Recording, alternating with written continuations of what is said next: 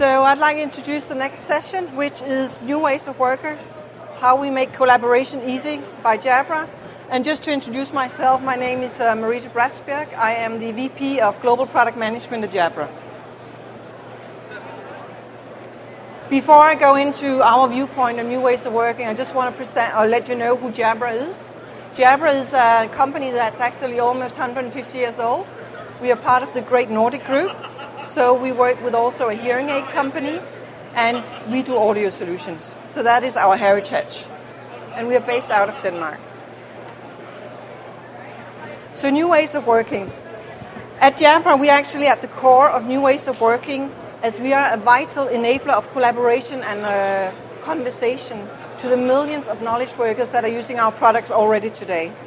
Today we have 3 questions that we constantly challenge ourselves on and talk to our customers about.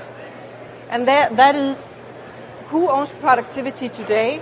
How do you ensure productivity in a company today? And finally, how can we help companies become even more productive? We are not the first company in the world to talk about the knowledge workers. All the way back in 1959, a guy called Peter Drucker was the first to actually mention the word or the concept knowledge worker. He said, the most valuable asset of the 21st century will be the knowledge worker, acknowledging that's where content and data would be available in the new area.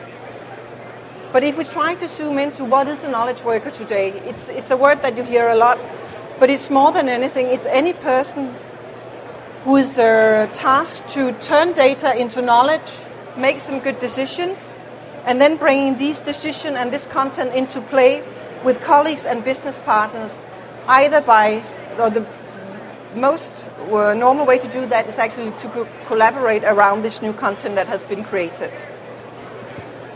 And you could ask, but why haven't shown interest in knowledge workers? Well, actually, when we look at the predictions for the global workforce, what we see is that by 2020, the vast majority of workers in North America is going to be employed in the tertiary sector, so people like knowledge workers. That is a big change, because down here, just over 100 years ago, a lot of people, or only a small fraction, was because there were still a lot of people working in the factories or even in the farming industry. So a huge change is happening, and it only gets more and more focused around the knowledge worker. And of course, as a group of workers becomes so dominant, constantly over the last 40 years, we've seen new technology being brought out to help knowledge workers become more productive. SharePoint solution, unified communication is another good example. And along with that, a lot of different devices that is really aimed to help everybody become even more productive. So with all this new technology and all these new devices and all these many knowledge workers that are being more and more education, you would think that globally the productivity would go up. But the matter of the fact is that when you look at a global scale, we actually see that productivity is going down. And that is quite mind-blowing when you see that how much different technology has brought out, that hasn't actually managed to enable an increase in the general productivity.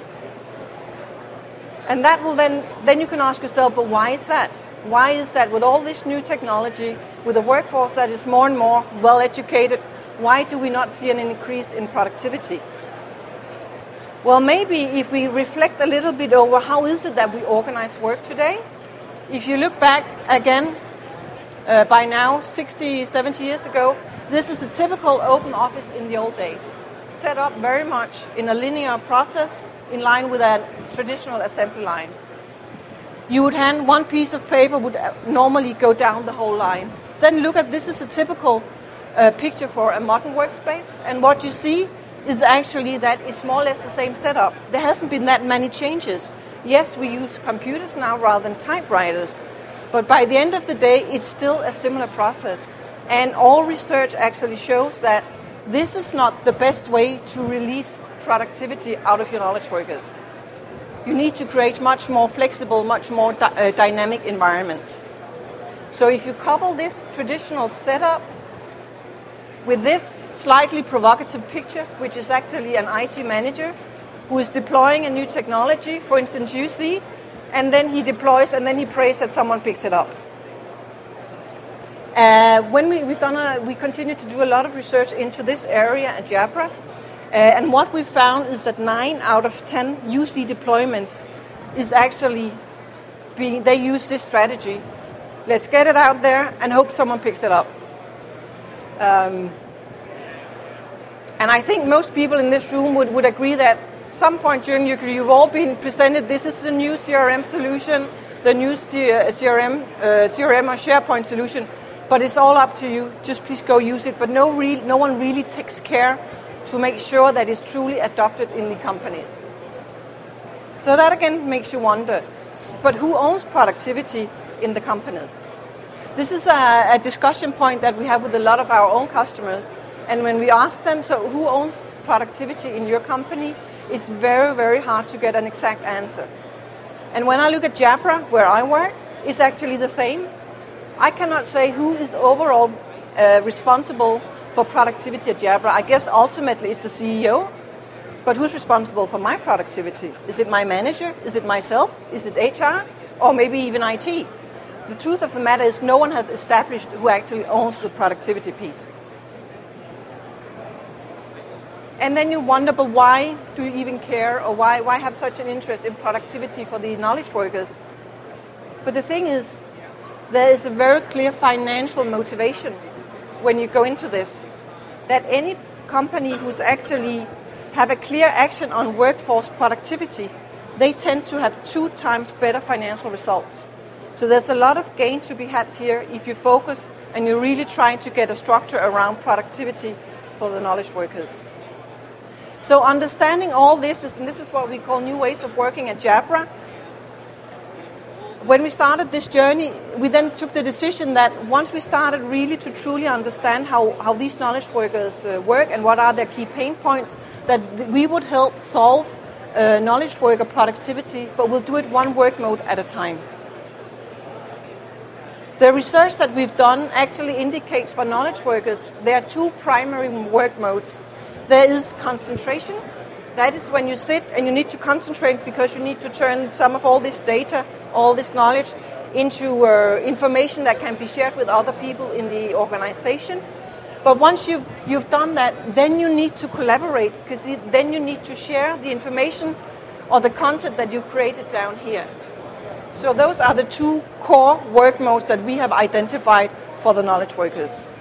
Last year, we tackled concentration by way of a new product series that we came out with last year, which was the Evolve, which offers a lot of concentration zone possibilities, if you will, for people working in an office, in an open office environment.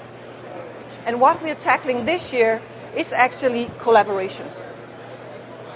And what is collaboration? These are some examples of amazing collaboration that has taken place around the globe throughout the times, all the way back to the pyramids. And latest, you've seen the Palm Islands coming through down in Dubai. And how do you make something, such achievements, how do you do that? You don't do it by sitting by yourself and working on it. You can only do that by truly collaborating, by truly sharing what I know with what someone else knows and making that all come together. So when we began to understand that, we did more research into what are knowledge workers actually facing. And that led to some of the very interesting findings that we got. We actually found that most knowledge workers, they spend up to 18 full days a year in meetings. That's a lot of time. And at the same time, we realized that a lot of meetings are actually quite useless. And in the US alone, estimation is that $37 billion are lost due to ineffective meetings. And I think everybody has tried to be called for a meeting. You're not quite sure why, but hey, let's turn up because I got the invitation. And you go to this meeting, you might spend an hour there, and afterwards you're thinking, why did I spend that hour there? So there's also this, in a lot of companies, there's this meeting culture. Well, we need to solve something. Let's go have a meeting together. So 18 days, full days a month. And then look at this stat. which is actually saying that 63 people, or 63%, are saying that their performance during some of these meetings are negatively impacted because they always have to start by tackling some tech issues. How do you get the conference unit to work? How do you know where the audio is coming out? Can everybody hear you when you're starting the meeting? So that's another very important point that we found. So now that we've now begun to understand how is it that knowledge workers work, then we can start applying the right technology. Now that we understand some of their key pain points, we can start to addressing that by bringing out some innovative solution that really focuses on these pain points. And that leads me to the next bit, which is really that at Jabra we back sort of these new ways of working with also new solutions. And at this show we are launching our latest addition to our Speak family, which is called Jabra Speak 810. And that is a show at booth 618, and you can see it afterwards. But what this particular product actually addresses is all the pain points about getting started in a minute. What we have found when we've done all this research is that up to most meetings that are set to last about 45 minutes, the first 3 minutes is actually spent getting technology to work. Imagine you have 12 people into that meeting, 8 people in the room, 4 people calling in. That's a lot of wasted productivity. Because you're trying to understand, sometimes it's like starting a conference unit, it's like starting a spaceship, more or less. It can take a lot of time. So with our new products, we have actually managed to get started and get the meeting started in 7 seconds only. So you can do the math for yourself, but that's a lot of gained productivity just by that little bit. And other of the really, really major pain points around collaboration for knowledge workers is simply getting heard. You sit around a conference unit, you have people calling in, and automatically, if you're calling the one calling in and you can't really hear what's being said because people are rattling with coffee cups or writing emails, you just tend to tune out. It's very hard to stay focused and feel truly involved in that collaboration part.